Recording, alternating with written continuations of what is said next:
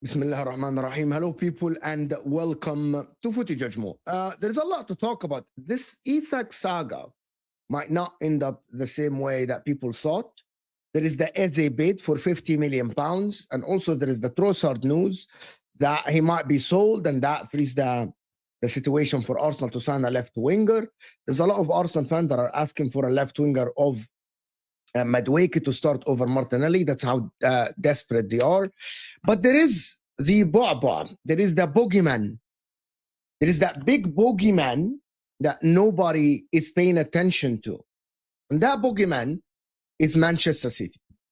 Manchester City have reignited their interest in Mr. Lucas Paqueta. So Manchester City have absolutely let Kevin De Bruyne go. And now we are talking about Manchester City trying to get another creative midfielder in Lucas Paqueta. How bad this deal will be, how good this deal will be, we'll talk about it, because Lucas Paqueta provides something to Manchester City currently.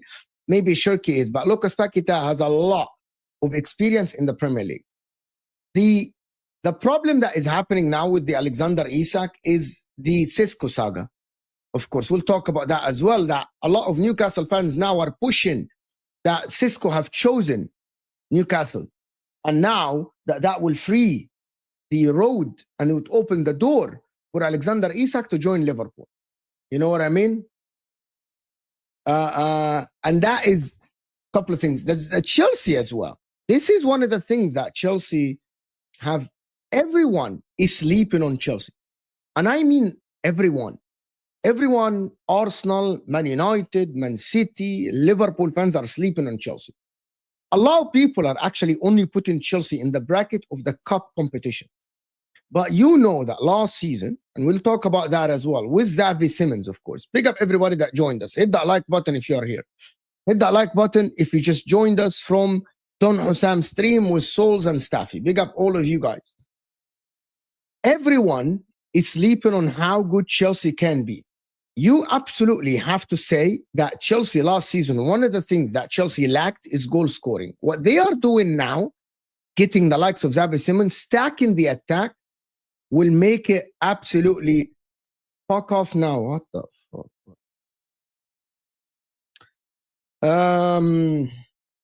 Okay, so anyone that joined from Hossam's stream and saying big up Inzaghi, fine, whatever.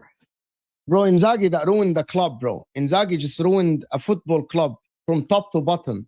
We went from being title contenders, Champions League contenders, to a team that actually will battle for top 4 in the Serie A.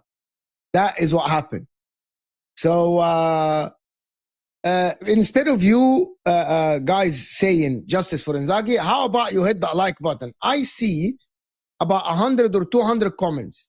How about you hit that like button first? Hussam, you fraud. Staffy, you fraud. Hit that like button, people. Come on now.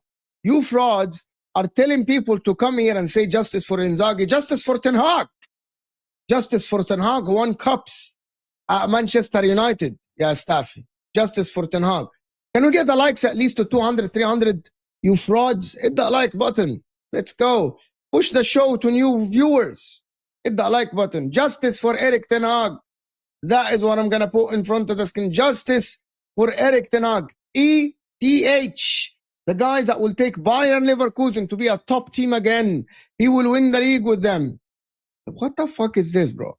Who does this, bro? What is this?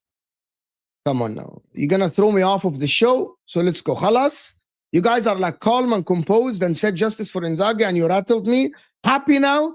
Is your day getting better now? With justice for... Is your day getting better? Are you getting off saying rattling Footy Judge Mo? Is that your day now? You're getting better now? Oh, your life is better. Are you going to eat good food now saying justice for Inzaghi? I'll fuck off now. And for the people that saying 5-0, khalas, it's over, it's done. We go next season and we'll see how it goes. For every club that is there, Man United, they're not in the Champions League. We'll see if Inter face Liverpool or Arsenal in the Champions League next season. Right? Hit that like button. Let's go. 700 people in the house. Are we going to do a show or we're not going to do a fucking show? What the fuck is going on with you people? All are absolute bozos. Target neutralized. Okay. What's Inter winning? Which competition you're playing in, my friend? Sam, which competition you're playing in? Anyway, hit that like button. You guys are throwing me off with this. To be honest with you, I woke up, I'm having a good day. I'm having an okay day, and you guys are really ruining my mood with this shit. You guys are ruining my mood with this shit. Fuck this. Yeah. Exactly. Exactly, Hassan. Exactly. Yes. See? We're talking about it. Yes, 100%. Who's going to win Serie A next season? Napoli are going to win Serie A next season, my friend. Okay, are we doing a show or we're not doing a show? Are we doing a show or we're not doing a show? What is this, bro? Inzaghi? Ten Hag. Inzaghi. Anyway, instead of typing justice for Inzaghi, can everyone in the chat tell me where are you tuning in from then? In the stream dev, can you tell me where are you tuning in from then? The chat is mad. You all are crazy, to be honest with you. You all are nuts. We're going to go back to the show? We're going to go back to the show or no? There are two things that we wanted to speak about. Okay, Bahrain, England, London, see? Sweden. Okay, great. From the San Siro, Sweden, New Zealand, Ecuador. Great people here. Manchester, of course. Toronto, Bermuda, Accra, Ghana, of course. Let's go. Can we get the likes to 500 then? If you all are typing, hit that like button. Hit that like button. Hussam and stuff, you are far starters. Wow, Paris. You're from Paris, my friend. South London, Birmingham, England, Cameroon, Essex, Spursy again, Kingston, Tunisia, yeah, Habibi, on holiday from the UK, Uganda, England, India, North Pole. Okay, England. How are you, Mo? Alhamdulillah, I'm great. Mo, Judge Mo, have Man United have the keys for Sesko. Yeah, we'll talk about the Sesko deal, and because I don't think he's going to Newcastle, to be honest. Karachi, yes. Namibia, great people. Uganda, great people. Saudi Arabia, big up Sahel Saudiya. Come on, chat. Let's go. Let's get the likes up. Hit the like button, as my man Nando here is saying. Let's go. Let's get the likes up to 500. Hit the like button.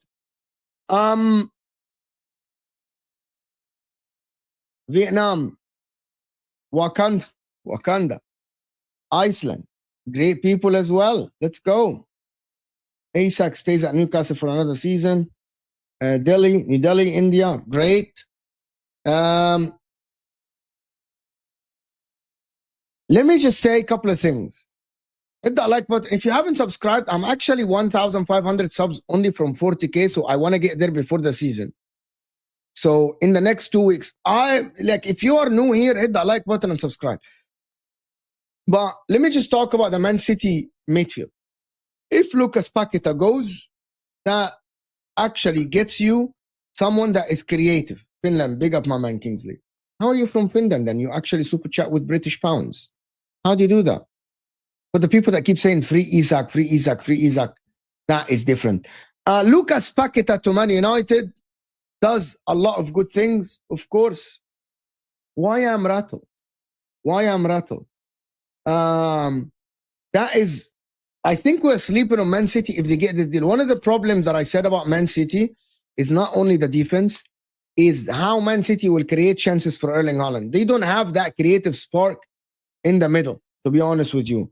And people that keep saying that, yeah, Man City are not going to challenge, which is fine. Man City, they have the X factor and the ultimate X factor in the league, which is Pep Guardiola. If he gets his hand on Lucas Paqueta, I think that Man City are in for a great season. You look at this Man City, they're still going to try to target a right back. Matheus Núñez isn't a right back, but in the same time, Matheus Núñez playing at right back along with Diaz, Gavardio, and Nuri, that's a very attacking midfield. And we see if Rodri goes back to being one of the best DMs or the best DMs in the world, they might not need two fullbacks to defend. I know that people talk about Kyle Walker being there, and he was the one that was on the right back of Man City. I genuinely believe that Man City and Pep Guardiola will change the way they play next season to a point that the right back and the left back might not need to defend as much. He's going to go back to actually play the football that wins him every single game in the league, apart from maybe the big games. Lucas Paqueta to Man City is a game changer. This is a game changer signing, in my opinion. And if you disagree, you let me know. People that keep saying the 130 verdict, it's over, it's done. I don't think that Man City will get punished for anything. I think that ship has sailed. We are now months after that case. I think the case has died. I think that the Premier League have killed the case, right? And I actually don't think that Man City will get punished at all, by the way. Like, there is nothing. They might pay a fine, and that's about it, and we'll move on. Like Manchester City next season, I don't think they're ahead of Liverpool. I don't think they're ahead of Arsenal. But in the same time, I think they get Lucas Paqueta. It's a game changer for them, of course. People that say that Cherki will be the chance creator in Europe, best chance creator, he plays for Lyon. I don't think that Cherki is going to start even for Manchester City next season. I think Cherki is going to be off the bench. I think it's going to take time for him to be embedded in the team. I don't think that Pep Guardiola is going to afford to play my man Cherki in that lineup, in my opinion. He's going to play Foden, Bernardo Silva, Reinders. He's going to play Gundogan. He's going to play Rodri. If he gets Lucas Paqueta, that changes things for me because he is so creative in that midfield. And now Haaland will get all the creativity from Lucas Paqueta. Reinders and Rodri will be great. Foden is going to be on the right. I don't know if Bernardo Silva is going to play or something. Maybe Pep Guardiola is going to ease Foden in, of course. Maybe Foden is going to get minutes and he's going to ease him in after he's having a bad season. Pep Guardiola is different than Mikel Arteta. Mikel Arteta, even though Martin Odegaard had a bad season last year, you know that Odegaard is going to start for Arsenal. There is no alternative. There is nobody else. He's not going to have a different combination. Martin Odegaard is going to start for Arsenal. For Pep Guardiola, it's different. It's completely different. You know what I mean? Pep Guardiola, yeah, like some of the players he starts all the time, like a Bernardo, like Rodri, like Haaland, but Foden is not that protected by Pep Guardiola in terms of starts. He can have him off the bench. He can embed him, like he can actually ease him in the team. He's going to have a lot of options with Savio, with Doku, with Marmoush. Of course, with Bernardo can play on the right side. There is a lot of options. That is what I mean.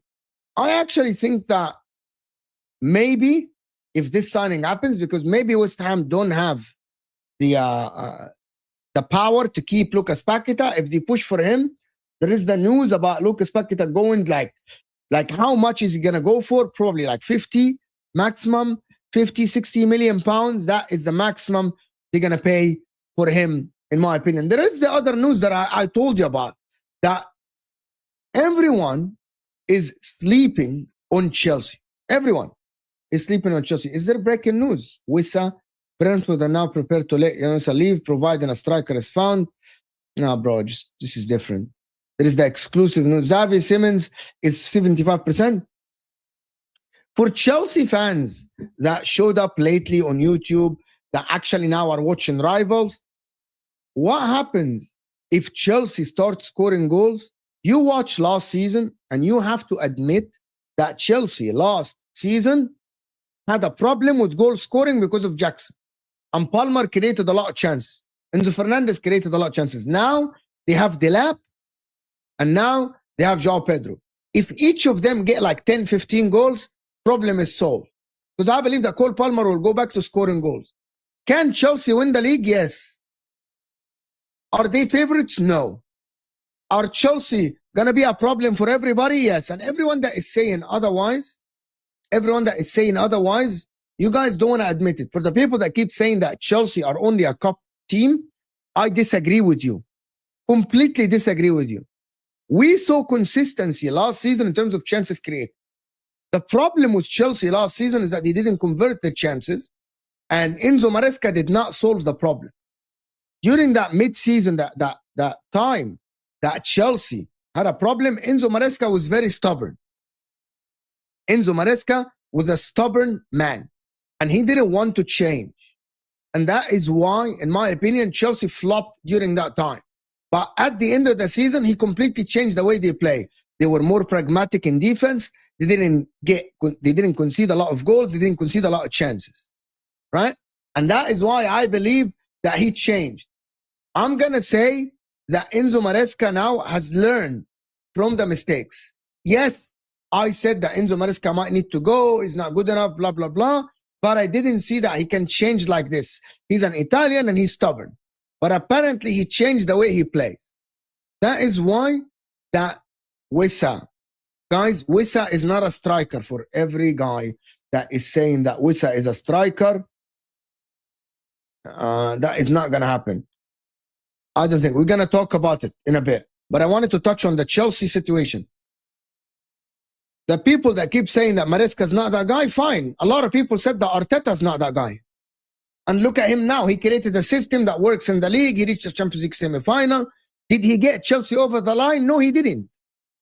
No, he didn't. Right? No, he didn't. But in the same time, you know that Arteta created a system that works. There is a reason why Arsenal haven't lost against a big six team in 2 years now. Since they lost to Man City, that is like 2-3 seasons ago. Over the last 2 seasons, they haven't lost to a big team. Right? So Arteta developed and evolved and got better. Enzo Maresca can get better as well, especially if he is given players that perform. If he has Lavia, if he has Caicedo, if he has Enzo, if he has Palmer, you're talking about João Pedro now, is a solution. And everyone that keeps saying that Chelsea are bums, how are you saying this? If Enzo Maresca at the end of the season fixed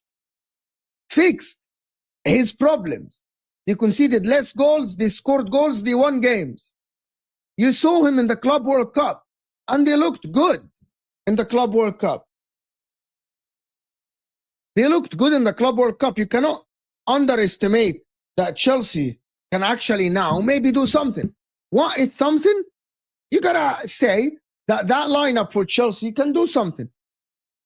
Can actually get the league. It depends how Liverpool will play. You never imagined that Liverpool, that Arsenal and Man City will be that bad last season. Football is not played on paper. And I'm going to repeat that. On paper, Liverpool are favorites to win the league. That is fine. On paper, last season, Liverpool could have gotten third. And everyone said that.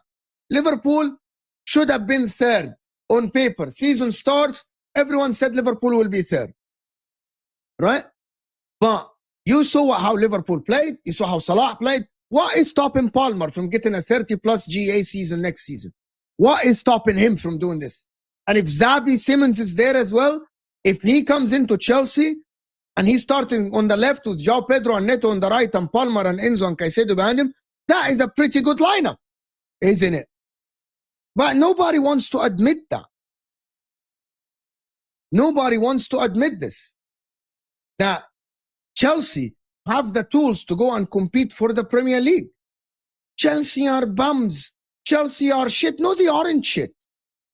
They aren't shit. And you know that when Chelsea are on it, over the last 20 years, since the takeover of Abramovich, when Chelsea are on it, they're fucking on it.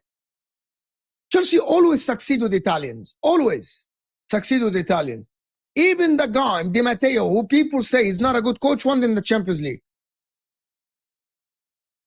You all are underestimating how good this Chelsea team. Talk about individuals. Chelsea have great individuals. I don't like Cucurella, right? Personally, I don't think he's going forward a good player. But defensively, Cucurella is a lock on that left side. And maybe if they get Xavi Simons, they don't need Cucurella to bump forward.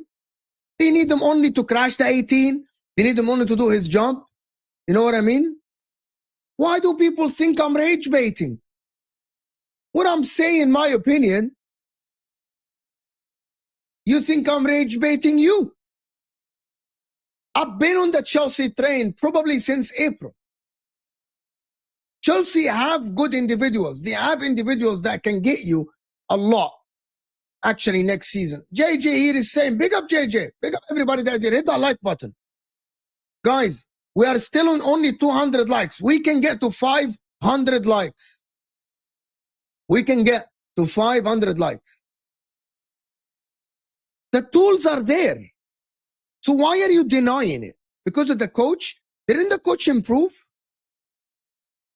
Didn't the coach improve? For Liverpool fans, you didn't know that Arne Slot is that good. Hossam Slot out. Arne Slot out.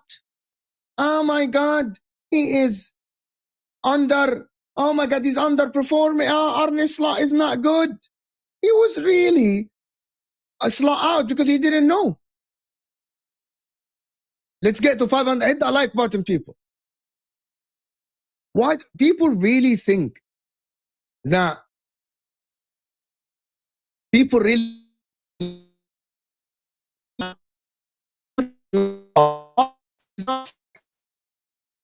season? Who knows what is going to happen next season? Are you guaranteed that City will be great, Arsenal will be great? You see Arsenal, and you see them in the preseason. How good? Like, guys, I keep getting updates. I'm sorry. I keep getting updates. Darwin Núñez wants to leave. Liverpool are asking for a lot of money for fucking Darwin Núñez, which is nuts. 65 million euros. They're mad. Are they crazy? Are they crazy? 65. We'll talk about it. I'm going to get you the Darwin Núñez news. Right? I am back. Did I lag or something? I didn't lag. My internet is good now. He's getting sold, yeah. He's getting sold. He wants to leave. But we'll see. The Rodrygo Saga is going to be phenomenal, by the way. I believe that the Rodrygo Saga is going to be amazing and phenomenal. Mo has started that if he was to support a Premier League team, that would be probably Chelsea. Wallahi, Gregory, I don't have an affiliation with the Premier League team. I know that I will never. I know what I will not support. I will not support Manchester United. I will not support Spurs. These are the two teams that I will not support, for sure. These are the two teams, Spurs and Manchester United. I won't support them. Right? I won't support them. But you look at this, but what I don't understand for Chelsea is the Garnacho deal. How am I hating? If I say that I will not support your club, I'm not hating. I am very objective about Manchester United. I am very objective about your club. But it doesn't mean I need to like your club. I don't need to love your club, actually. I don't need to, like, oh my God, fall in love with your club. right? Mo is an Arsenal fan, confirmed. Okay, everyone in the chat, tell me, who do you think I support in the Premier League? One club only. Tell me, who do you think I support in the Premier League? Tell me, who do you think I like more in the Premier League? You let me know in the comment section, who do you think? Seriously, I want to know. I want to know. Actually, this is, I'm doing a poll. Okay, forget this poll. Guys, we have 400 votes. And let's do this. Hit the like button, people. Hit the like and vote for Mo's EPL club. Arsenal, Chelsea, Liverpool. This is great. Man City. Okay, let's go. Vote. Like the video first. Like the like button is underneath the live chat. And vote. Hit the like button and vote. Let's go. 900 people in the house. 900 people in the house. Do you guys want the truth? I'm going to tell you something that I've never said before. No, that's a secret. I'm not saying that secret. I'm not saying that secret. I'm not going to say. I'm not going to say that secret. That secret is going to be ridiculous. Let's go. Let's 300 likes. I've got to tell you something. I'm actually the club, and I'm going to tell you something honestly. The club that if people are voting City, oh my God, we have 9% say that City. I'm going to tell you something that I've never said before. I actually, to be honest with you, for the club that is Arsenal, I am very neutral. I don't dislike them. I don't like them at all. As Arsenal, as a football club, I am so indifferent about Arsenal. The clubs I don't like are Man United and Spurs. Manchester City, I don't dislike them. I am just not a big fan of Pep Guardiola. I think he is the best coach to ever coach in leagues ever. So I have mad respect for Pep Guardiola. And I think he is one of the best coaches ever, or arguably the best coach ever to coach in the leagues. Manchester City, I don't dislike them at all. I actually liked Man City before with Mancini, with Pellegrini. I liked them. I wanted them to win the league. That Aguero moment is engraved in my head. It's one of the best moments in football, in my opinion, ever to happen. Like in football, soccer, whatever you want to call it, football. That Aguero moment, every time I'm watching it with Peter Drury's commentary, it brings tears to my eyes. I'm telling you, because that's the first league title for a club like Man City that has been to League 2, coming back to the top, winning the league. That moment is ridiculous. It's iconic. It's nuts. It's crazy. I love it. Every time I get, to be honest, every time I want to watch good moments, right? I watch that one.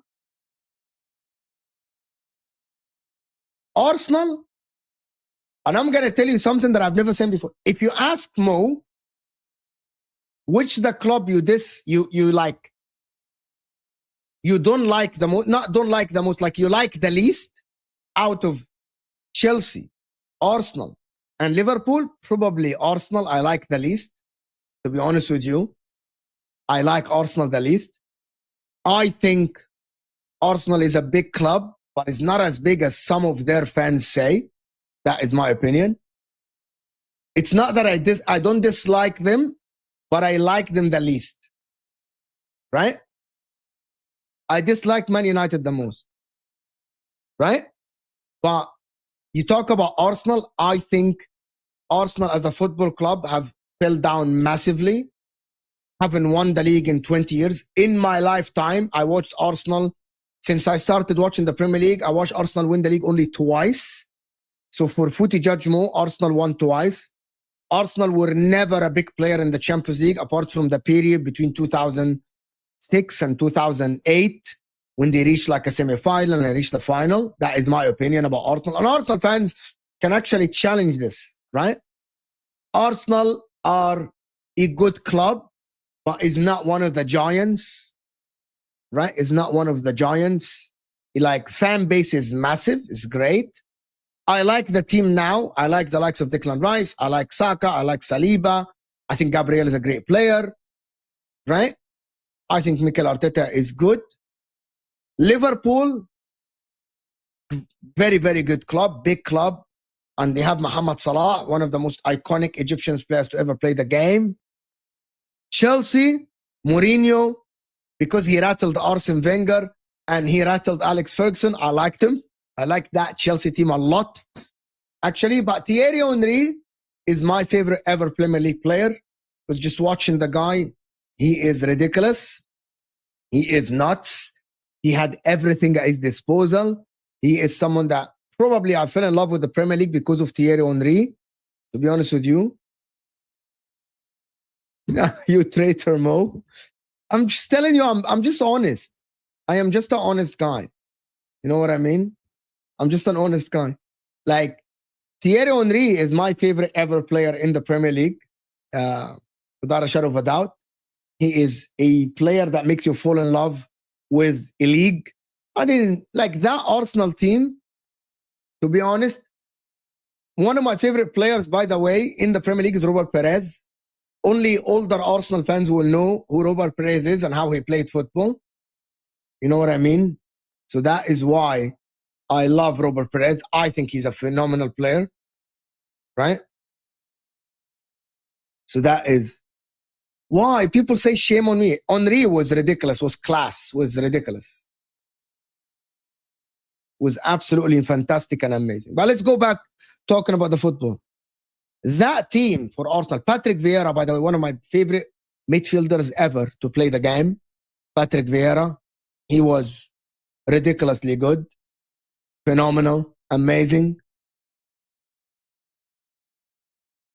That is ridiculous. But let's go back to the football. Let's go back to the football. I change who I want to win the league every year. Next year, if you rank the clubs I want to win the league, probably number one would be Chelsea, because that would be an underdog story and I think it will break the internet. Probably two is just Arsenal for a change, and Liverpool for Mohamed Salah to have his third Premier League title and shit on everyone in the league. Lampard, I like Lampard a lot. All the Chelsea, all the people is, guys, I think Chelsea will have I think if Chelsea win the league, it will be an underdog. I love an underdog story. Favorite Premier League win was Leicester City. Favorite Premier League win was Leicester City. I cheered for Leicester every single game.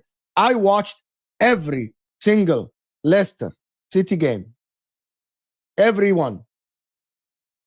Every single Leicester City game I watched in that season. I didn't miss one game. Yeah, Chelsea will be an underdog story. You know why Chelsea will be an underdog story? Because I don't think that you have them winning the title at all. So it will be an underdog story. It's not about the money. You keep banging about the money about Chelsea, but it's not about the money. Do you have them as favorites to win the league? Do you have them as second favorites? Do you have them as third favorites? No, that means it's an underdog story. If you don't have them as your top three favorites to win the league, that is the definition of an underdog story. Right? That is the definition.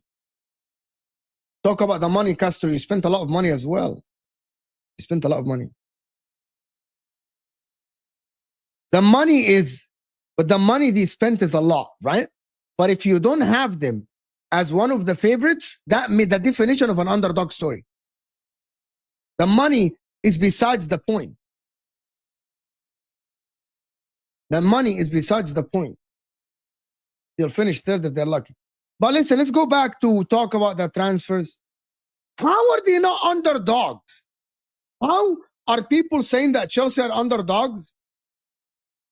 If you are saying that Chelsea are not favorites to win the league at all, if you are even putting City in your people talk, why do people talk about the money? It is not about the money. It is not about the money. It is about, do you have them as favorites or not? And if you do have them as favorites, that means they're not an underdog. But if you have them as if you don't have them as favorites, it's an underdog. It's an outside chance for them to win the league. Hit the like button. We are almost at 500 likes. People are saying that's a mad take. I don't think that's a mad take at all. I think that's a good take. I think that's a very, very good take. Guys, we're only 20 subscribers away from reaching another target closer to 40K. Yeah, people saying accept the L take. You're definitely underdog. That Xavi Simons thing. But anyway, let's look at the lineup for Chelsea. If you look at the lineup for Chelsea next season, halas, we finished the stories. We finished Footy Judge more stories. Hit me with some comments.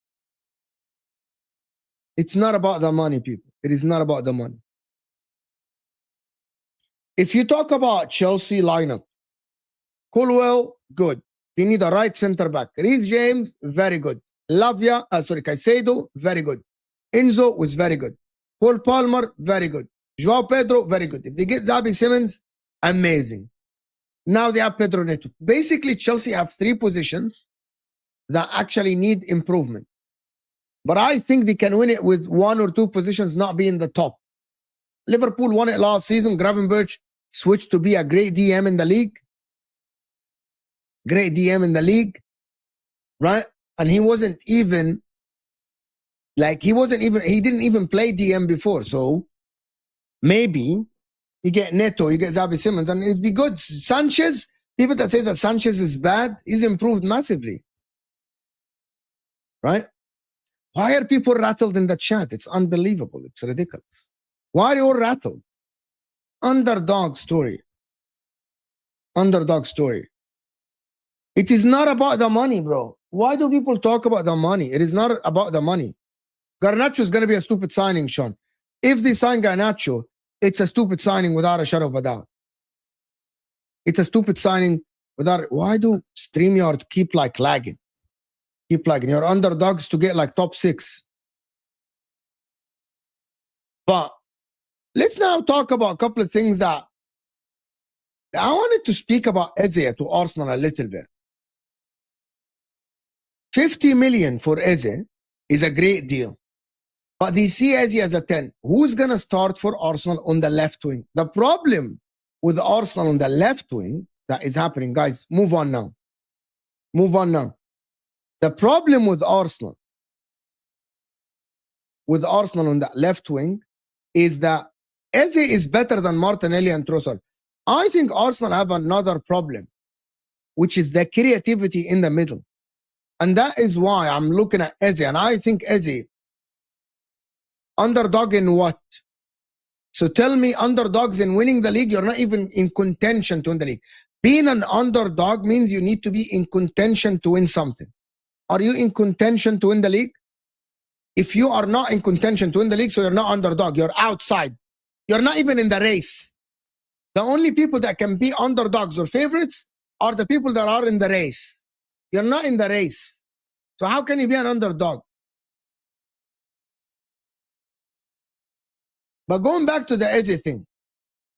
Oh my God, people keep saying that Chelsea is this, Chelsea are that. Just hit that. Fuck off. We already have 340 votes. Let's get to 500 likes. Mo, I'm here watching you. Big up, Diallo. I actually think with every Arsenal fan, and I'm actually not saying this only to the Arsenal fans, to every fan and everyone that is analyzing the Premier League.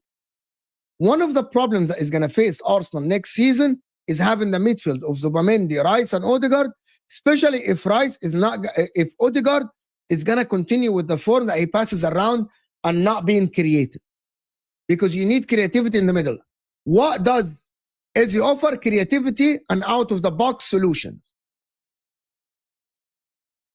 Right? An out-of-the-box solution. Right? That is the reality. In my opinion, game week 2, Liverpool versus Newcastle. Who said that I'm a Chelsea fan? I never said I'm a Chelsea fan. Why do people keep like saying shit like this? Like, or the reason why some of the fans are not taking Arsenal serious is because of the problem that happens with creativity. Right? And I think that Eze adds a lot to Arsenal. But Sean, I said that he might play Kai Havertz as a left winger inverted. Bro, but the problem with this is Miles Lewis-Kelly is not a traditional left back that will go forward and cross. Miles Lewis-Kelly is not a good crosser of the ball. We saw him, we know that. Right? And that is one of the problems. And that is why the left winger is a problem. Miles Lewis-Kelly is not going to score goals and he's not going to cross. So they need a left winger. I believe that maybe he can play Calafiori there, but he likes Miles Lewis-Kelly more. So for me, if you look at Eze signing, I genuinely believe that it adds a lot to the midfield. Does it add a lot to the wing? Probably. But that's why I think the Rodrygo Saga will start now. In this last month, I believe that Rodrygo is going to be a saga. It's going to be a saga. That talk that Rodrygo is about to leave Real Madrid and Xabi Alonso wanting to play a two-attacker system. Rodrygo doesn't have a place. That's why Arsenal or Liverpool, right? Arsenal and Liverpool need to jump on the opportunity. There are the reports that Rodrygo is more attracted to Liverpool. I actually think this is like, I don't think that Liverpool have spoken to Rodrygo like that. Liverpool are focused on Isak. I think that Arsenal should jump on this situation. Maybe try to go to Rodrygo and convince him to come to Arsenal. You talk about wages, Arsenal should try to free wages. Martinelli or Trossard or Gabriel Jesus. His price shouldn't be a problem for Arsenal. They have the money. I don't think that Liverpool are going to go and sign Rodrygo. Liverpool are going to focus on a center back. Liverpool are going to focus on Isak. Will they have money left to go and sign Rodrygo? Probably not. Probably not. This is why I think this Rodrygo Saga has to start. There is another club that I think instead of signing Xavi Simons, they should go and try for Rodrygo as well, which is Chelsea. But the wages here, the wages there. You can convince Rodrygo to pay him with incentives. And everyone that keeps saying that Rodrygo is gonna require big wages, broski, I'm telling you, he doesn't have a choice. He doesn't have a choice, Rodrygo. Like, as a player that is not in the plans of Xabi Alonso, he doesn't have a choice. He needs to accept the wages that people are going to offer him. If Arsenal offer him 200K, if Liverpool offer him 200K, if Chelsea offer him 200K, he has to accept it. You have to think about it. Not every player has the upper hand. Rodrygo here doesn't have the upper hand. A club that doesn't want him in Real Madrid and Bayern Munich are not coming for him because they have Luis Diaz. Staffy was talking about this on Husam's show, that Rodrygo should have made his mind earlier. His options are getting less and less by the week. So he needs to make up his mind if he wants to leave Real Madrid, because he's not going to play. We saw in the Club World Cup, he ain't going to play. He ain't going to play next season. So he can only dream of joining someone else. Mo Habibi. Trust me and bookmark this. Game week 2, Isak. Focus on what I'm saying, bro. Focus on what I'm saying. He isn't going to be comfortable on the bench with Real Madrid because it's the World Cup year. It's a World Cup year. Taking less money but longer contract. You have to understand that his value goes down. How many years left in his contract, German chicken wing? How many years left? in his contract, Rodrygo? Does he have 2 years, 3 years left? I don't know. He's 24 years old. His contract ends in 2028. So he has 3 years left. Is he going to beat Real Madrid? And now next season he doesn't play and there are no suitors for him. He has 3 years left at his contract. I just checked. He has to leave Real Madrid. And I believe that Arsenal should try. What I don't understand is why teams like Arsenal and Liverpool are not trying to convince him to leave Real Madrid. He isn't in the plans of Xabi Alonso, as my man here is saying. He wants to be a starter for Brazil, so he has to play football. And he wants to join the team in the Premier League. He wants to join a team in the Premier League. What is reality, Diallo? Eze? You want to focus on Eze?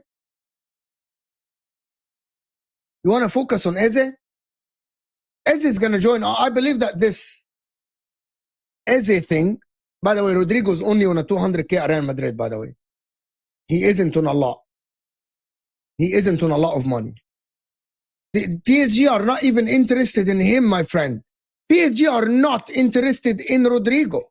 They aren't interested in Rodrygo.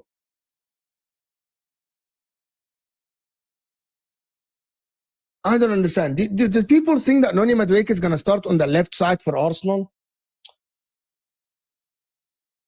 Arteta's actual plan is actually a little bit lethargic and slow. There are news that he might be actually playing like more attractive football and more direct football next season.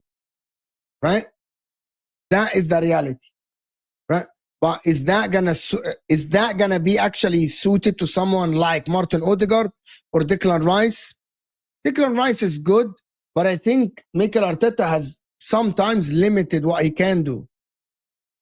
I like Declan Rice. Box crasher, carries the ball forward. He's not the greatest in chance creation, but I like Declan Rice. That midfield of Declan Rice, Odegaard, and Zubamendi is not creative enough. Why? That's why people, I don't know why people don't take Arsenal serious.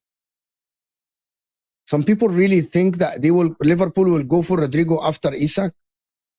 Listen to me, Leao joins Arsenal, I'm changing my tone. If Leao joins Arsenal, I'm changing my tone completely. Completely changing my tone. About Arsenal, about the league and everything. Because I believe he's a difference maker, Rafa Leao.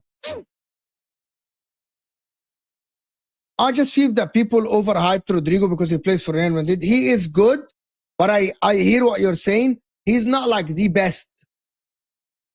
Like I believe he's very good player, but I don't think he is like, oh my God, he wins them the league. He's not Salah. Yeah, some people fucking said that he's better than Salah. They're actually nuts and crazy. That Rodrygo is better than Salah. They said that, and I think I would definitely rate Leao over Rodrygo, in my opinion. I definitely rate Leao over Rodrygo. I want Isak to go to Liverpool so bad. I really want that. Why do you want this? This is a crazy comment. Everyone doesn't want Isak to go to Liverpool. I don't know why you want Isak to go to Liverpool. Why? Why do you want that? Like, what's in it for you that if Isak goes to Liverpool, they become nobody?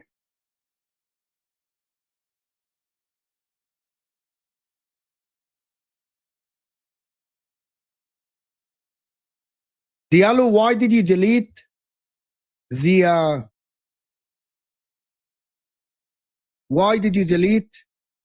Noro beats, Diallo?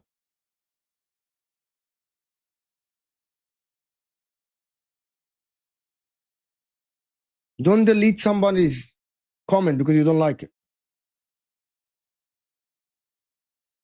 People say, what's wrong with Mo today? There's nothing wrong with me today. The problem what happens is we're getting news about Eze to Arsenal, the Isak deal. Do people really believe, and I'm just going to ask a question here. Do people believe if Isak doesn't go to Liverpool and Arsenal get Eze, Arsenal will be favorites to win the league at all?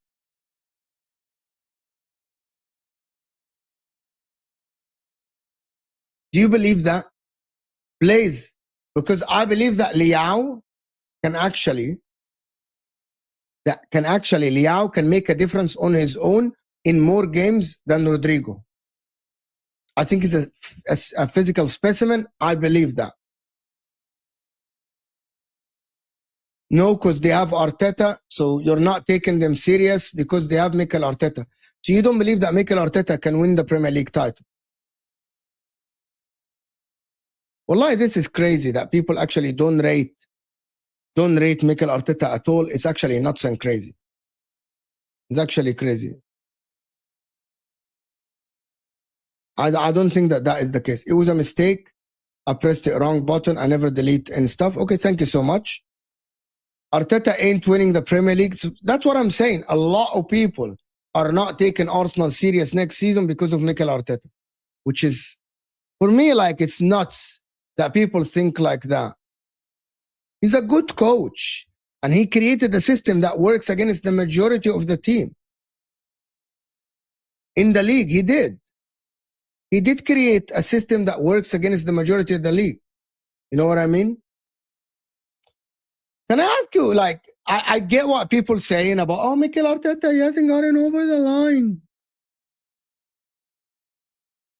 We'll see what happens this season. I believe if they get Eze, they are title contenders for real. I believe that they are now title contenders for real.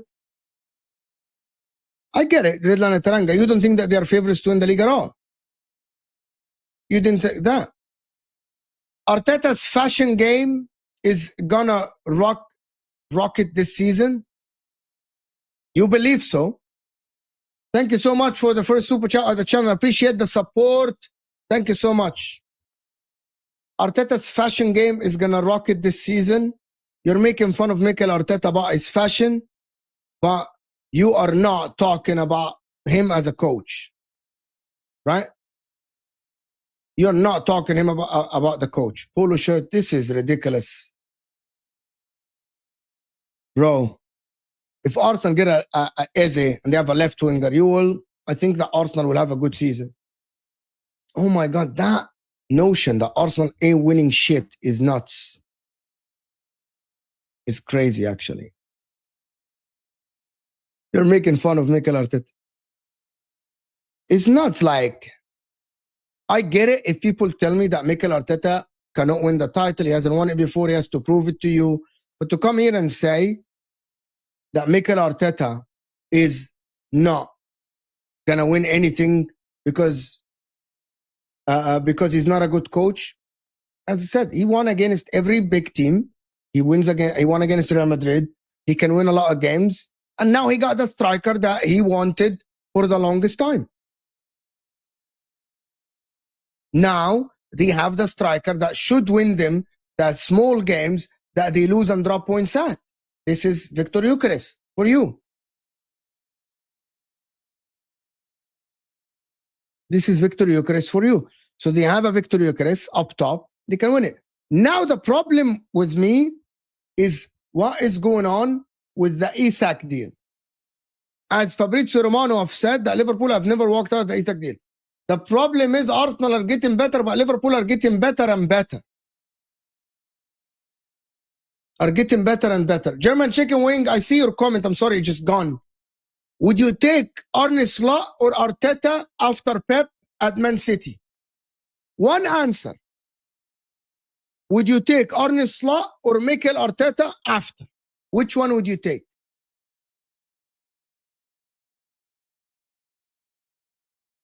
He slapped Ancelotti and Pep without a striker. But by the way, I am telling you now, Diallo, winning against big teams is not enough to win you the league. It's the small games. It's the games that you struggle at when you are like 1-1, 0-0, you're losing. It is not against big teams. It is easier to plan against big teams, Diallo. It is much easier for Mikel Arteta to read Pep or read Slot or read Ancelotti. It is much harder to know and to break low blocks and to play against a team like West Ham, like Everton, like Brentford, like Bournemouth, that is much harder than preparing against big teams. What lost Arsenal the leagues in the last years, is not the big games. You never lost a big game. You didn't lose against City, Chelsea, Liverpool. You didn't. But it's the small games, broski. It's the small games that you lose or you draw. That is what loses you the title. Do you think Pep Guardiola cares if he loses to Liverpool or Arsenal, if he's winning against the other 17 teams he plays? That is what wins you the title. Arsenal's problem and Mikel Arteta's problem is when there's a low block and he can't find the solution up top. Now he got Victor Gyökeres. Do you know what Liverpool are good at? Winning against these small teams. Do you know what City are good at? Winning against these small teams. That's why both won league titles and Arsenal didn't. That is the difference. Yes, he's a good coach. He can prepare for Real Madrid and Man City.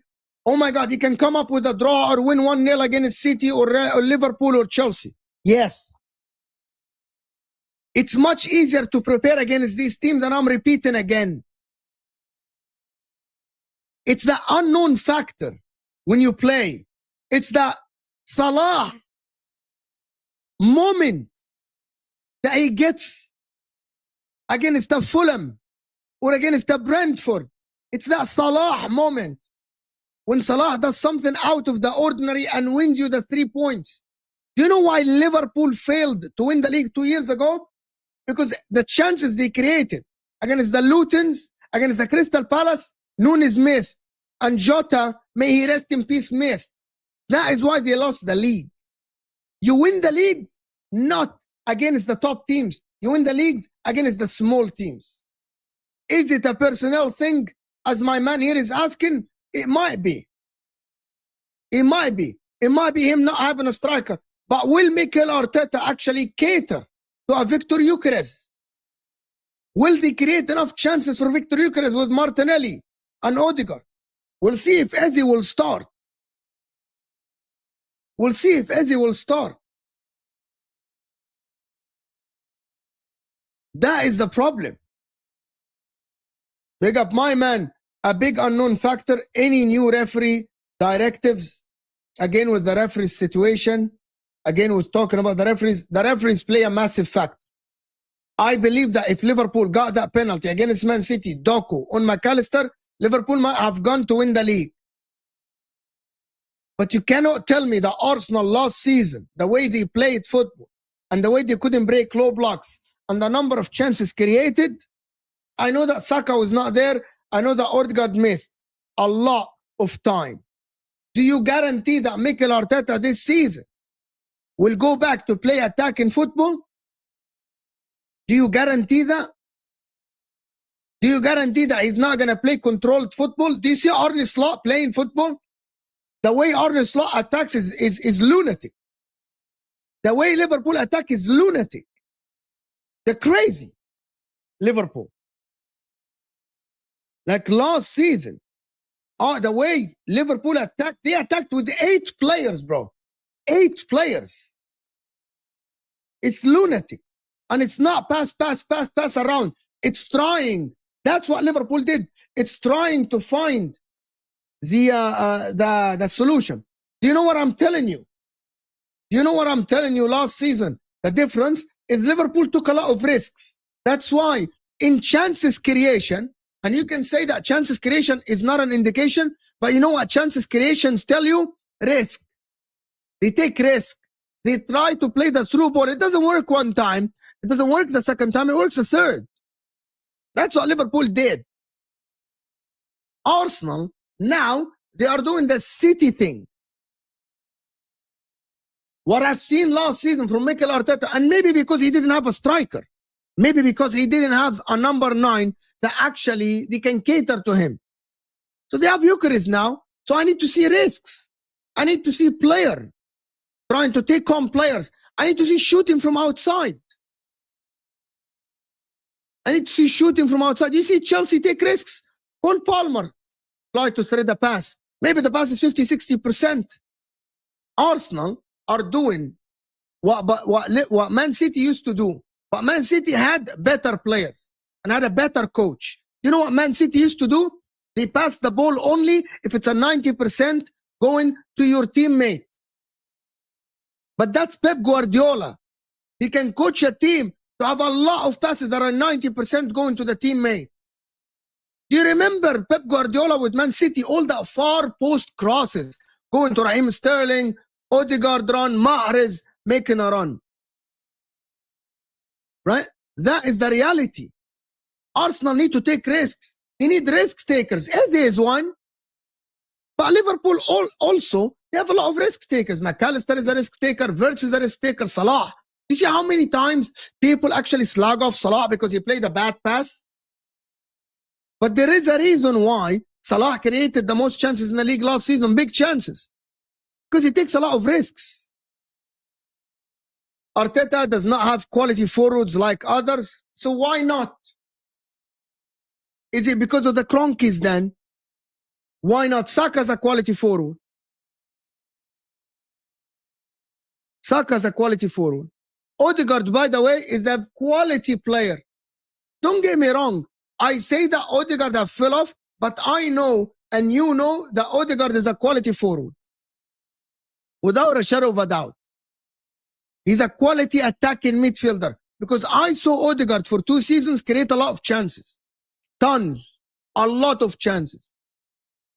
But the problem is he has been held back a little bit by pass, system, triangles. Only pass the ball when you see your teammates. Don't take a lot of risks. You remember 2 seasons ago when Odegaard used to take a lot of risks in passes.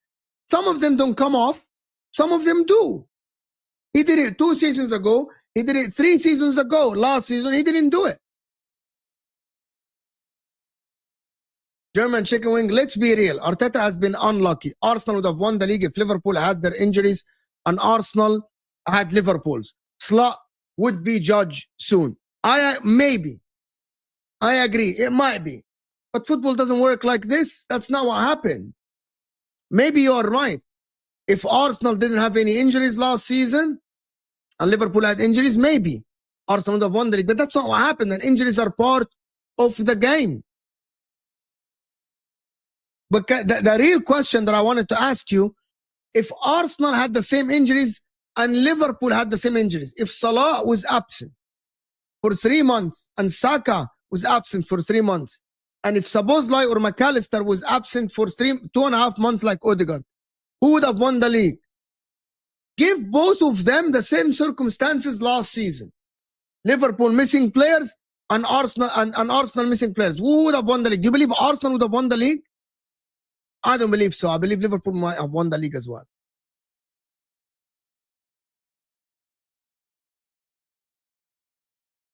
See Liverpool chance creation with Mo missing 4 months. But that's why they're addressing it. They are addressing it. Diallo, that's why they're getting Isak. That's why they're getting Ekitike. That's why they're getting Wirtz. So they know probably that they got lucky last season, Liverpool with injuries. Liverpool got lucky. And also I can say that Liverpool lost the league 2 years because of the injuries. So maybe that is the case. Maybe that was the case. That if you talk about injuries, it's part of the game. Don't forget PGMOL, not only injuries and bad form and no luck. There were multiple factors for Arsenal. But I wanted to ask a question. Forget who won the league last season. Who played the best football last season? Liverpool or Arsenal? Who played the best football? Is it Liverpool or Arsenal?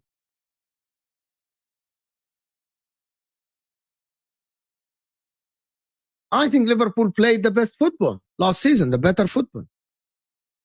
Outcome-based analysis is stupid. Stop it. Okay. You answer me this, Diallo. Who played better football last season? Even when Arsenal had their full team. When Saka came back and Odegaard. Who played better football, Liverpool or Arsenal? Forget injuries. And I'm telling you, measure it even when Odegaard was back and Saka was there. Who played better football, Arsenal or Liverpool? Liverpool. Liverpool played better football. Mo, did we have the same team for 3 seasons? So last season, the heart of the team at Liverpool changed. The 3 midfielders, Gravenberch was different a little bit. McAllister played the season before. Gravenberch didn't play a lot. Szoboszlai played some. Darwin Núñez and Jota, they exchanged. They played Luis Diaz up front, my friend. They played Luis Diaz up front at Liverpool. You want me to sit here and lie to you? They played Luis Diaz. They played Luis Diaz up front. They played Darwin Núñez up front. What is this? What are we talking about here?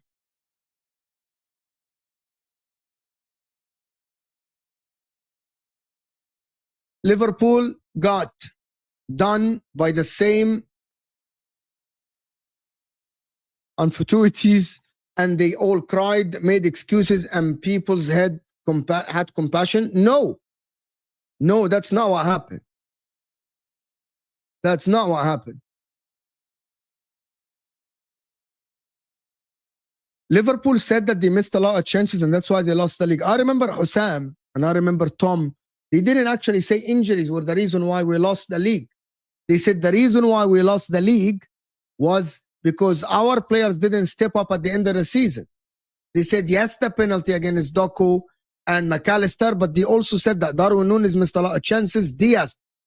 You remember the Diaz chance against Man City when Diaz was going through on goal and Salah put him 1-on-1 and Diaz missed that chance.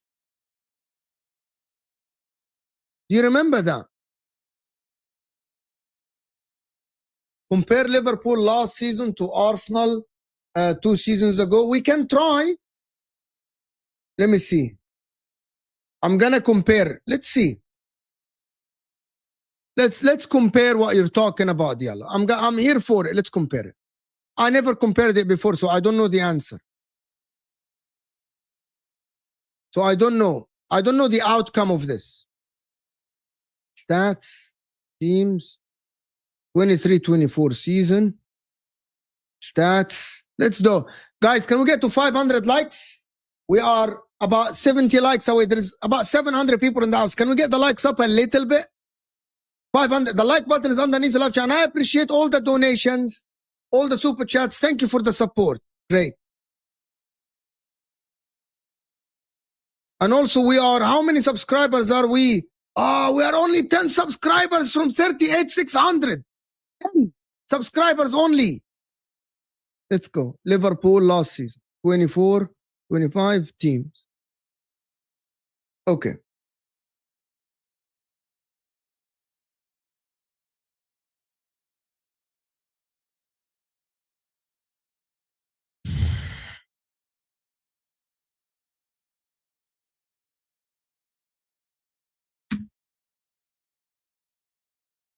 Let's go. I'm comparing them. Big chances. What is Liverpool? Liverpool are the second. Big chances. Liverpool created 150. Arsenal created 113. Shots on target. Arsenal 6 shots on target per match. Liverpool have 6.1 expected goals. Liverpool 83.5.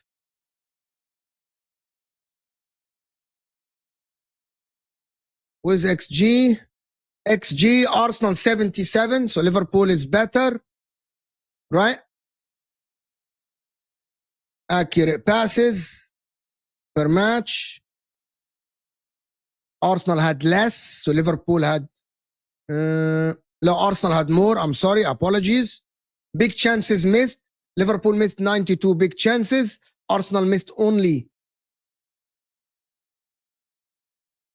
63. You know what I mean? Arsenal only missed 63 chances. By the way, as of now, there are some touches in the opposition box. Arsenal had more than Liverpool, of course, because Arsenal touched the ball a lot. Penalties. Arsenal had 10 penalties. Liverpool had 9. accurate crosses, Liverpool 4.6, Arsenal 4.6. XG conceded, Arsenal were 28.4. Liverpool XG conceded were 38, so more. Liverpool conceded way more chances than Arsenal last season than the season before. So there are a lot of things that are different here. Arsenal had 6 red cards. That's a lot, to be honest. Arsenal had 2 red cards. Did Liverpool never had a red card in the season before? Arsenal had 2 red cards before. This season, Arsenal had 6. Liverpool had 3. But at the end, there is one factor that you didn't account for. There is one factor that you didn't account for. That at the end, Arsenal didn't win the league because City won the league. Are we forgetting this? Arsenal defense is better than Liverpool, of course, 100%. Much better. Like Arsenal defense is better. The midfield creativity for Liverpool is much higher than Arsenal. That is the problem. Much higher than Arsenal. The XG show it. The number of chances and the XGs show it. A lot of teams bottled their chances against Liverpool last season. Fair enough. Fair enough. Mo, does attack or defense win you title? Arsenal proved to me that attack wins you titles. Because Arsenal have had the best defense in the league.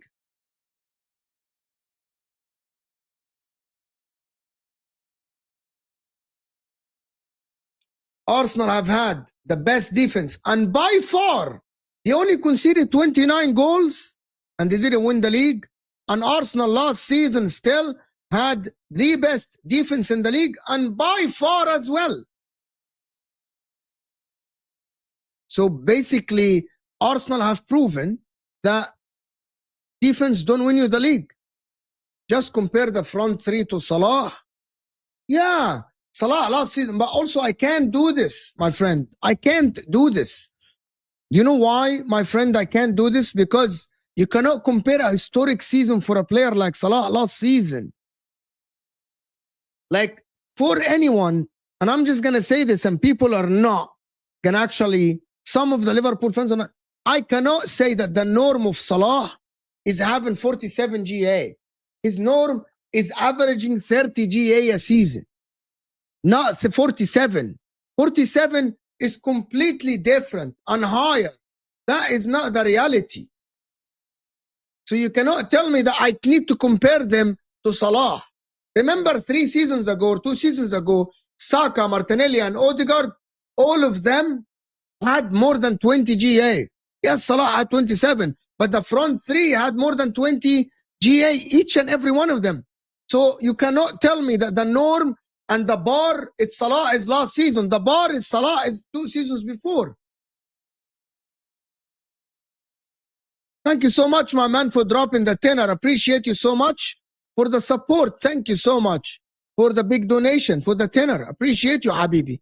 Thank you for supporting the channel. Thank you so much, wallahi. Pool deserved to win, but they had limited adversity. That's good. Okay, I like now. That's an objective conversation.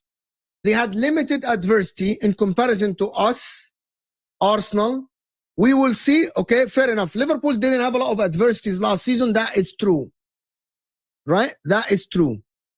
Like, we'll see how Slot copes in those circumstances. Pool fans can banter, but they literally used injuries as an excuse. I don't think that Liverpool used injuries. The content creators I work with never used injuries. Hussam never used injuries. Mac never used injuries. Jerry James never used injuries. Tom never used injuries, my friend. They said that they actually lacked clinical edge in the front. No, they didn't. No, they didn't. But also there is one thing that Liverpool happened to them last season, and it was adversity. But they fixed it. I'm actually going to take it back a step and talk about this objectively, okay? I'm going to talk about this objectively, my friend. Centurion, 100 points. Your City. Okay, great. Liverpool started the season with no DM. I'm telling you the problems. Season started, Liverpool had these problems. Liverpool had these problems. Let me tell you my opinion and you can debate me. Liverpool have started the season with no DM.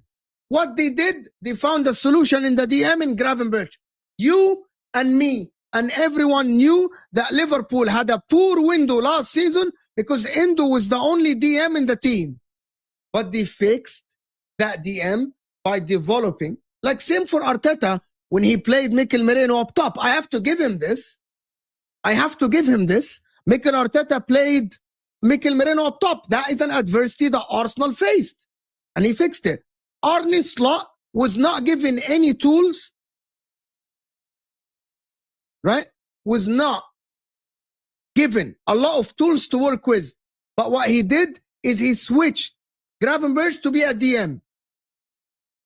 Endo is a DM. Stop the cap. Stop the cap. Endo is not a title-winning DM.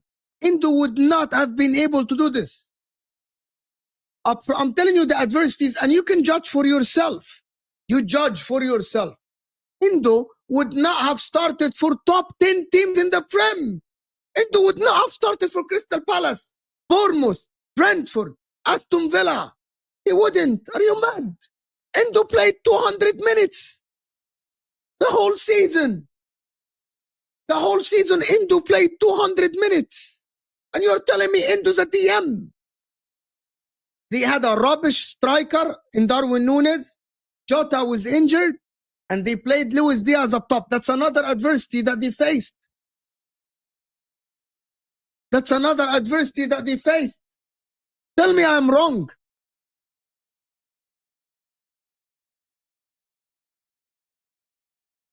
They had Alisson was out for 12 games. Imagine if Raya was out for 12 games. Kelleher cost them points against Newcastle. Kelleher was good. He's good. But Liverpool faced adversities last season. It's not as much as City and Arsenal. I'll give you that, my friend. I will give you this 100%. I'll give you that they haven't faced adversities as much as Liverpool, as Arsenal and City. Their talisman was not injured. Their main defender was not injured, like Arsenal had Gabriel injured. McAllister was not injured last season, so they didn't face that much adversities. We'll see if Arne Slot, if Salah gets injured, God forbid, or a main player gets injured. We'll see if they can face. I don't think. If they get Isak, they will be able to cope without Salah. I'm telling you. If Liverpool get Alexander Isak, they will be able to cope with Mohamed Salah. Frimpong can play right wing, Isak a striker, Ekitike left wing, or Gakpo. They will be able to cope. But Liverpool knew, and now they're fixing these problems. Arsenal last season knew that they didn't have a striker. They only have Kai Havertz and Gabriel Jesus, and both of them are not number 9s. They didn't address it. Arsenal didn't have any creative outlet apart from Odegaard. So if Odegaard lost, that's the adversities I'm talking about. If Arsenal last season went, if Liverpool last season, yeah, they didn't have adversities in the middle. Arsenal could have solved the adversities last season. They could have. Diaz at center forward can give you a quick, a front-footed and fluid front line compared to Moreno. He is the better option, even though Moreno is a good finisher. Yeah, but Luis Diaz, remember the season before, a lot of Liverpool fans wanted Diaz out. You remember Diaz the season before? Dribble, no output. You remember Husam's take? You remember Liverpool's take about Luis Diaz and how he pisses a lot of chances and he's not that clinical? So that is the problem. So I get your point about Diaz. Of course, Diaz as a center forward is better than Mikel Merino. I'm not actually denying this. I have written to Osam that Chelsea will be your main rival. He laughed at my super chat. Thanks being honest about Chelsea last season. Up to Chelsea. Thank you so much for the super chat, my friend. We'll see. Because that's my belief that Chelsea will start the season well. But thank you for the super chat. I believe that Chelsea will start the season well. Their start of the season is not as tough as the others. And if Joao Pedro plays like he played at the Club World Cup, Chelsea are in for a good season. Chelsea are in for a good season. Diallo, Mo looked at the comps and realized the truth. Lol. No, Liverpool actually had better stats in a lot of stats as well. Arsenal had better defense.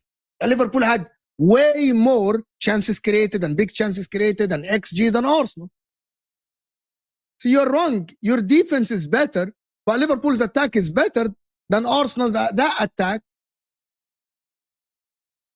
Loving the Arsenal therapy sessions, laughing my ass out loud weekly. It's not an Arsenal therapy. I don't know why some Arsenal fans. I think we'll see. If the Arsenal are that confident, I'm not ruling out Arsenal from winning the title, but if Arsenal fans are that confident, that is good. I want a league title. I want a title race that is good.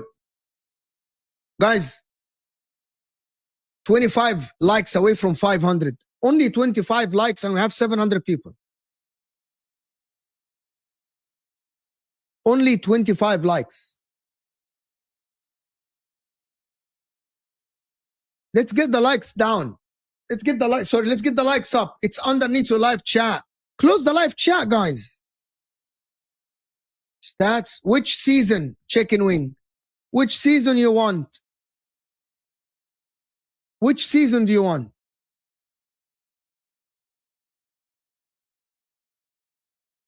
Compare defensive stats.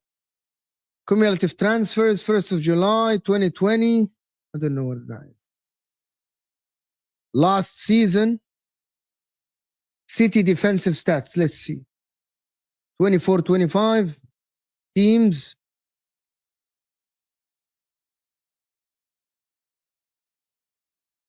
Okay. Defensive stats. XG conceded. XG conceded for City. Let's see. Liverpool are better. Interceptions per match. Liverpool are better. Successful tackles. Liverpool are better. Liverpool are better than City, my friend. Liverpool are better. Who wishes injuries on others? No, don't. I want a title race with no injuries. I don't want to see any injuries. Yalla Castro, tell them to like and subscribe. 10 subscribers away, by the way, from 38,600. 10. If you are new here, if you like the video, we'll get the subscribers up. 10 subscribers away. Just 10. 10 subscribers away. And 8 likes from 500. Thank you so much, guys, for supporting. You guys are legends in the chat. You guys are legends in the chat. You all are absolutely making my day here. Appreciate you so much.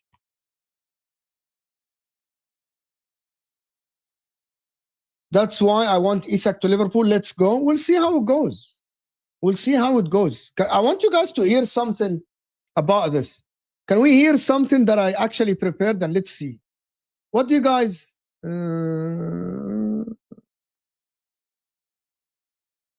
Okay, let's listen.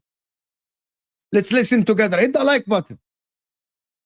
I think the point is that City horrible defense, only conceded 3 less goals than Liverpool.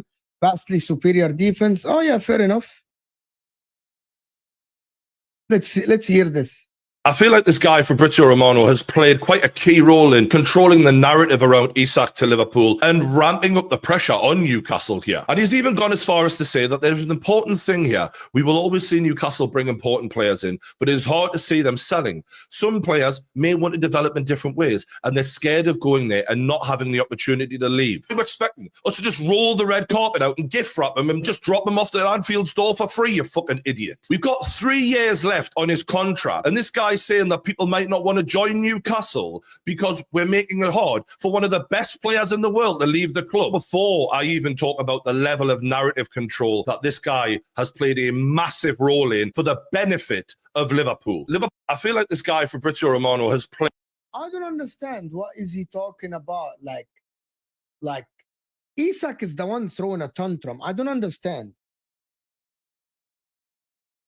I don't understand why people are not accepting that Isak is the one throwing a tantrum.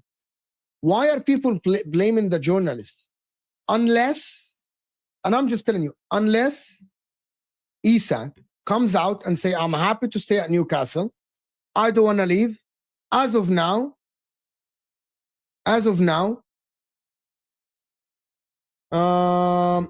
he apologized, and I'm just saying, I'm just looking at his opinion, and I'm not sharing his thing. He's a Newcastle fan, and I don't care what you say.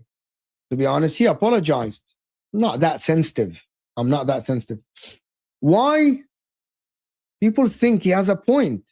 He seems like someone getting paid to say all of this. You're talking about Fabrizio Romano. You think Fabrizio Romano is getting paid to put that narrative? In my opinion, unless Isak comes out and say that I am happy at Newcastle, I'm open to leave in Newcastle, but I'm happy here. If the club doesn't want to sell, I am happy to stay. Isak wants to leave. And why didn't he join them in their tour?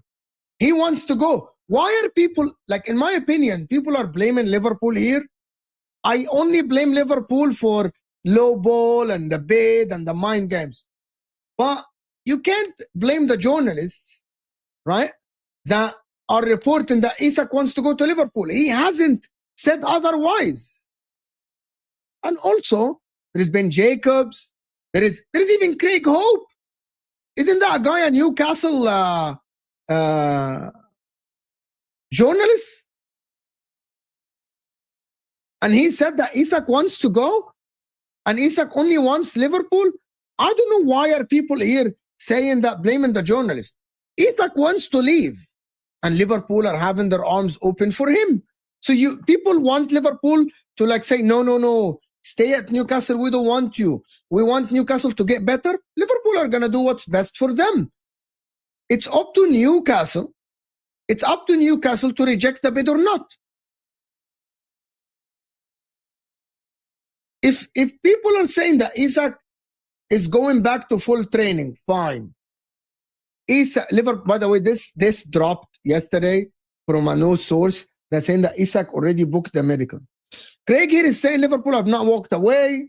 Where is the news about Isak going back to the training? Where is the news about Isak going back to the training? And Newcastle are getting shafted. Newcastle are being shafted. Where is the news that Isak are going back to training? Craig Hope have said something that I don't know. Where is it?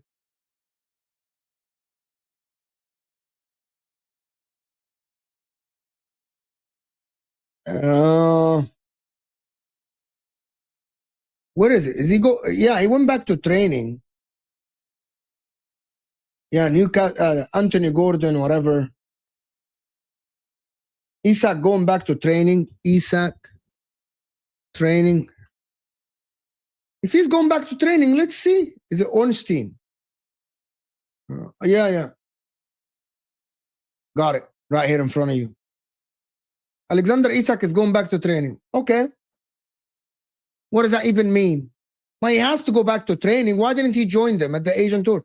Unless Isak says publicly, I'm happy to stay at Newcastle.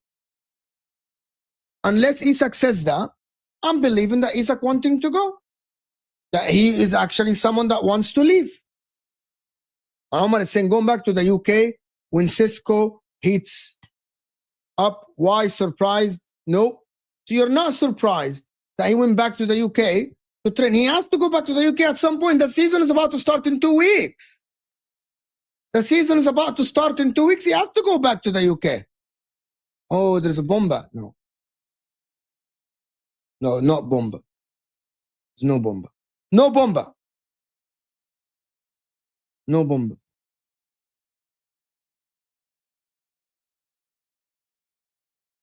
If he's going back to full training, Habibi, my point is that he will drag on to the wire. Do you know what the problem is lately with our conversations with people, with our conversations with everyone that is doing YouTube, with all the content creators? We are not looking beyond the world where Isak is not joining Liverpool. We are not actually looking at Arsenal, at Liverpool not having Isak? And what is going to happen to that front line if they don't get Isak? What if Newcastle really, really convince Isak to stay? What happens? No one has told me, like, what happens then? Where do Liverpool go from there? And what if Guehi doesn't join Liverpool? What happens? You are the only one who said that Isak is not going to Liverpool and Liverpool are not winning the league.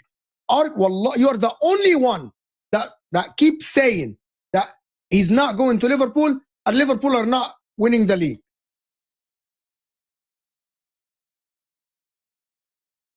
You're the only one from my viewers, thousands of people, and you're the only one who are so consistent about this.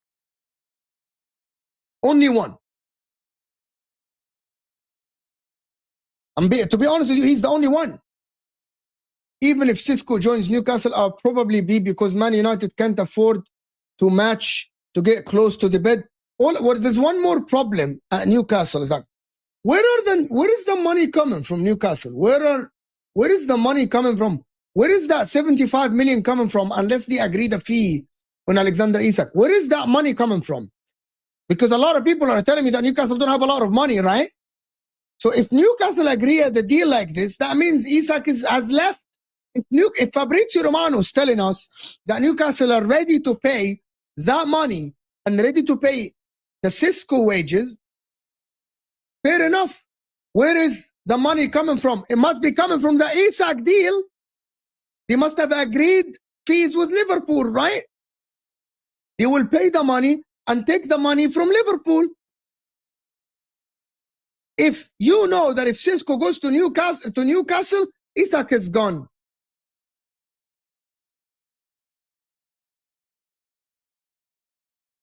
Isak is gone. No, I haven't said they agreed. It says from everyone. And listen, Fabrizio Romano have said it as well. Like Fabrizio Romano have said that Newcastle are ready to pay the money. Here you go. Where is it? It's right there. He said it on YouTube. Let me check. Fabrizio Romano have said on YouTube that Newcastle are ready to pay. All the football fans, Manchester United fans, Newcastle fans, Liverpool fans interested to see what happens also for the Isak domino story. Guys, let me clarify one thing. As of now, it's 3:47 p.m. in Italy, where I'm recording this video. Benjamin Sesko has still not made a decision on his future club. So, according to my information and sources into Benjamin Sesko's camp, tell me that the player has still not decided. It's a really important decision for his career, for his life, for his future, and Sesko wants to take his time. It's not going to be a very long time, so we are not talking about a deadline day or so, according to my information. But Sesko wants to make a decision in the next days, as soon as possible, when he has 100% clear the destination he wants to follow. It's obviously different stories, different projects. Let's clarify something, guys. On Benjamin Sesko, not in the squad today, because obviously he's going to leave, he's expected to leave. But 2 clear points. On Newcastle, many of you told me today, Newcastle have sent a bid to Red Bull Leipzig. Newcastle are in direct contact with Red Bull Leipzig since last week. Newcastle told Leipzig last week, not today, not yesterday, not 3 days ago. Last week, if you remember my videos and my content, Newcastle... Guys, can you guys hear? Is it yes or no? Can you guys hear what he says or no? It's a yes or no in the chat. Can you guys hear when he's talking or not? Can someone tell me? Or it's only me that can hear? You guys, oh yeah, okay. Good. Told last week to Red Bull Leipzig that they are prepared to pay what they want. Transfer fee, 75 million euros plus add-ons. Give the player what he wants, contract, money, salary, commission, everything. So Newcastle are prepared to pay what it takes to sign Benjamin Sesko. It's 7 days that I'm telling you this, probably even more, probably 10, and I maintain my position. Newcastle are ready. If Sesko decides to go to Newcastle, they are ready. But Sesko, despite reports overnight, has still not decided. Manchester United, let me repeat once again, are still there as of today.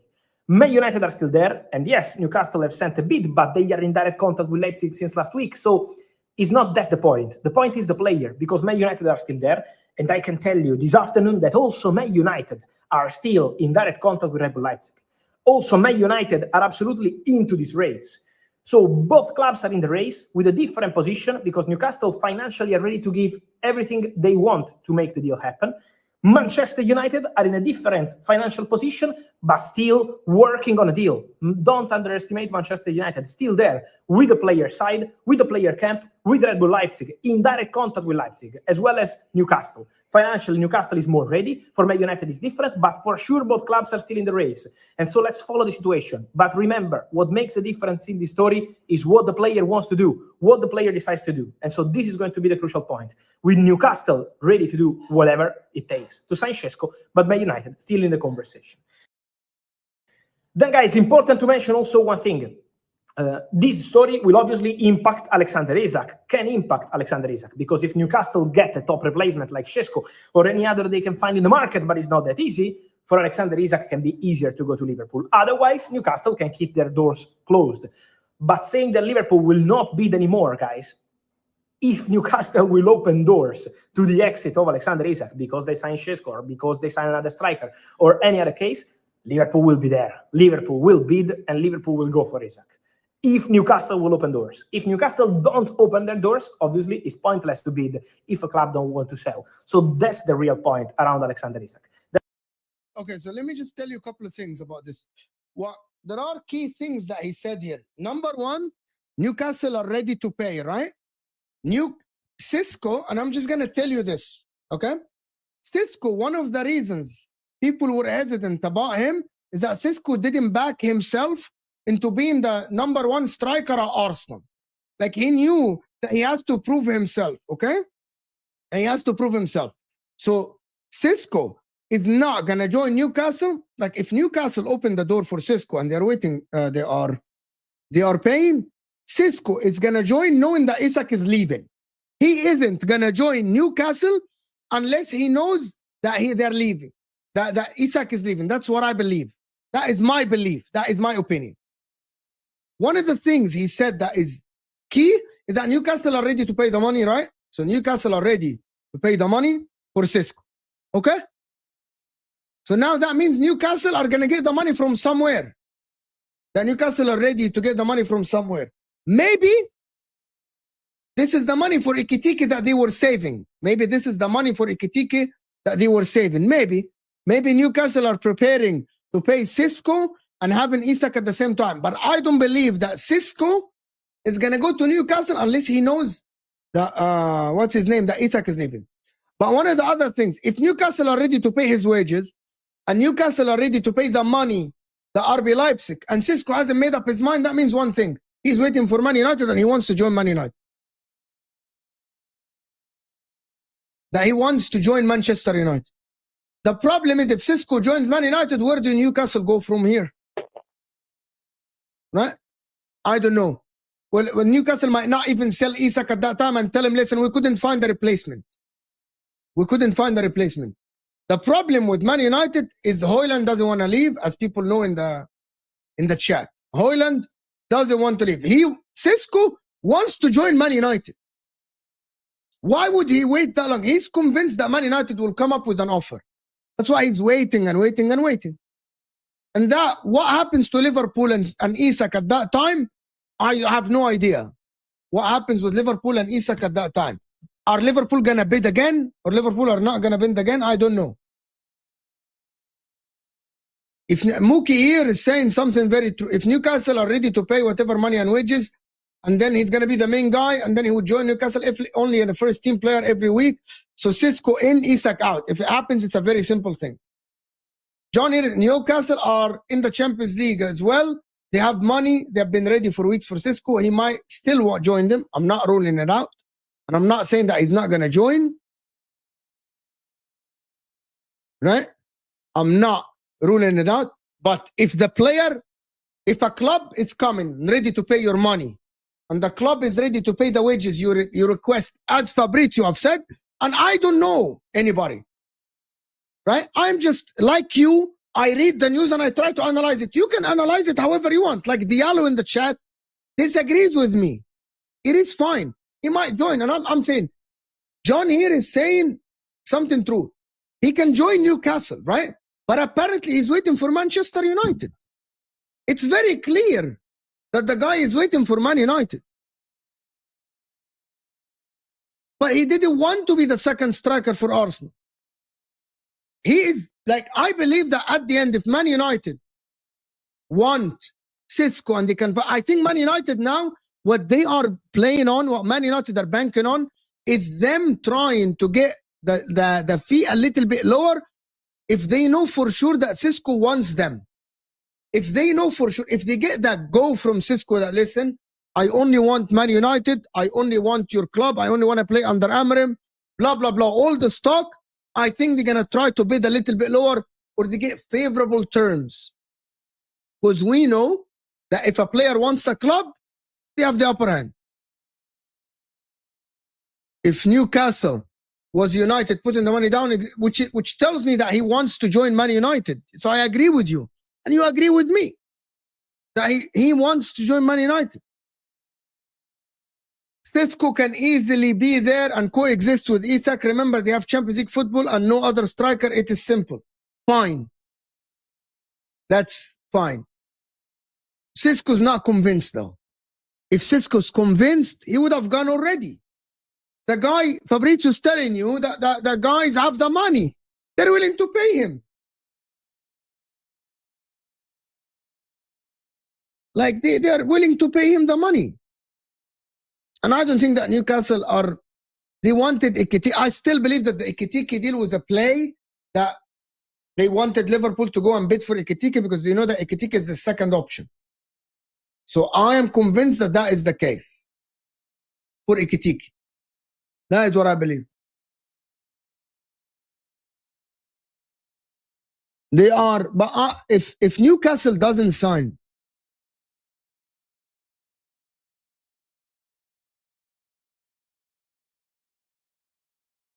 he sacked them, dinner ladies. What? It doesn't matter if Newcastle have the money.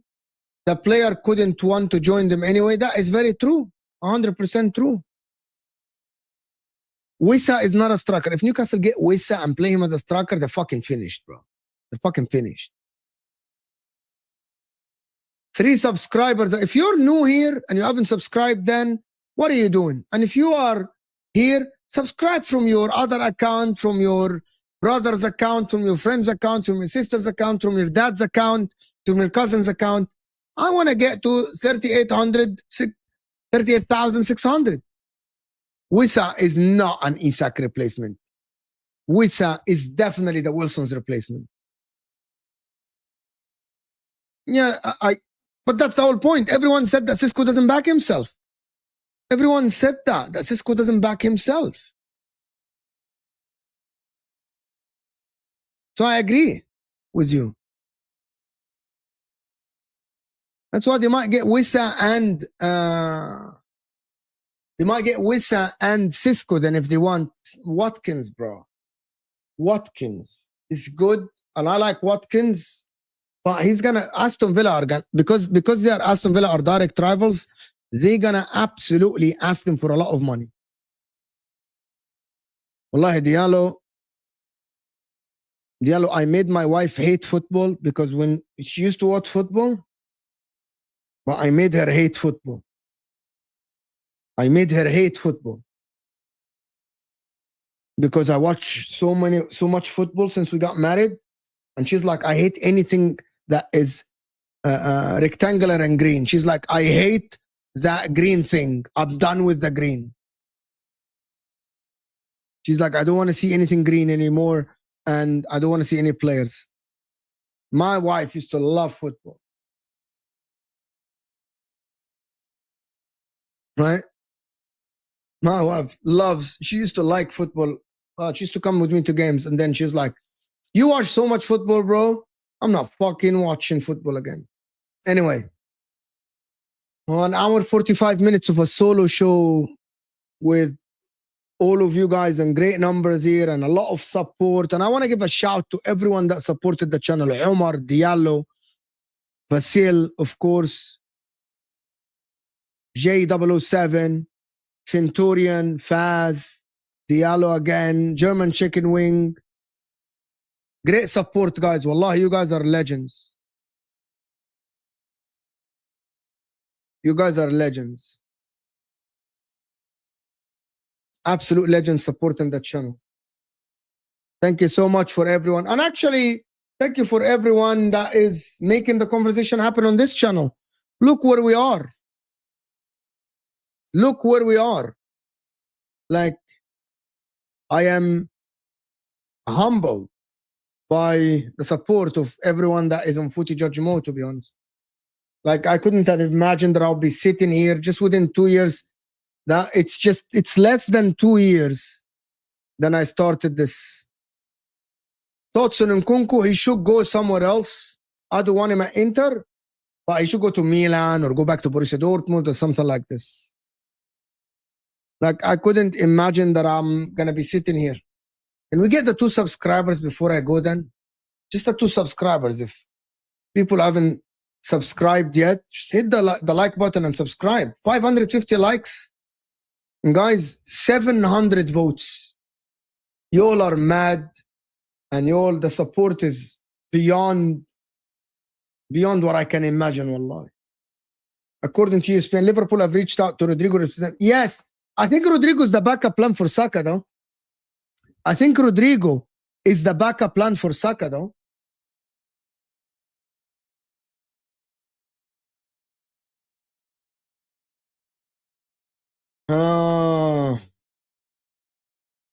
Thank you so much. Inshallah. Yeah, guys, Mookie streams. The problem is he streams in Bosnian, which is very hard to understand for us. Very hard. But, guys, we got the subscription up. Appreciate you all. But we need to help someone in the community. So who's live now so we can redirect to? We need to help someone.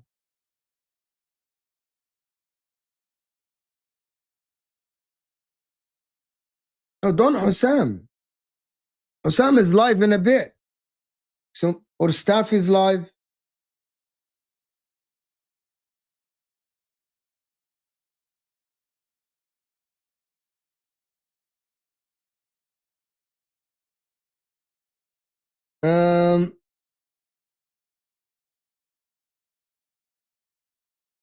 K-Mac has a show.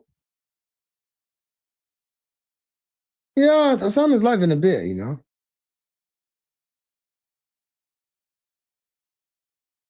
Yeah, why not? Why not? Why not? Rory's not live. Wolfie. Yeah, you can support Wolfie. Why not?